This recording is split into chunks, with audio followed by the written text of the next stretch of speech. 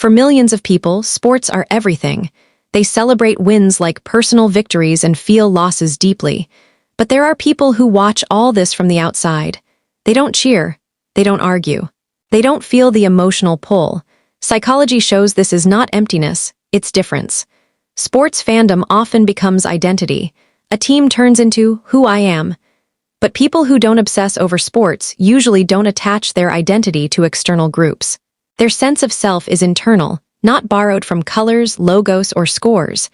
When a team wins, the brain releases dopamine. When it loses, stress follows.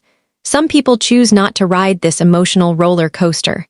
They prefer emotional consistency over excitement controlled by something they can't influence. Psychologists call this low emotional outsourcing. Instead of letting games decide their mood, they regulate emotions from within. Their happiness doesn't depend on a final score. Calm feels safer than chaos.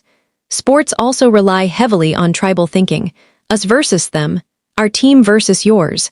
People who don't obsess over sports often resist this instinct. They observe groups instead of merging into them. These individuals usually seek meaning differently. Instead of crowds and noise, they are drawn to ideas, skills, creativity, or learning. Their dopamine comes slowly, but it lasts longer.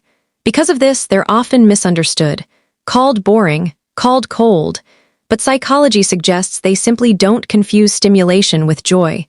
They value depth more than hype. Notice how their emotions work. A loss doesn't ruin their day.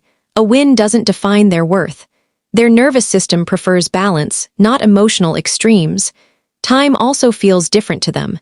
Hours spent watching matches may feel empty or repetitive. They prefer time that builds something: knowledge, progress, understanding. This doesn't mean they lack passion. It means their passion is personal, quiet, focused, not performed for others.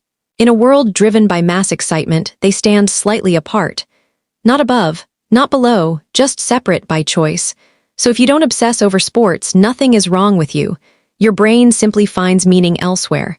And psychology says that difference is not a flaw, it's a design.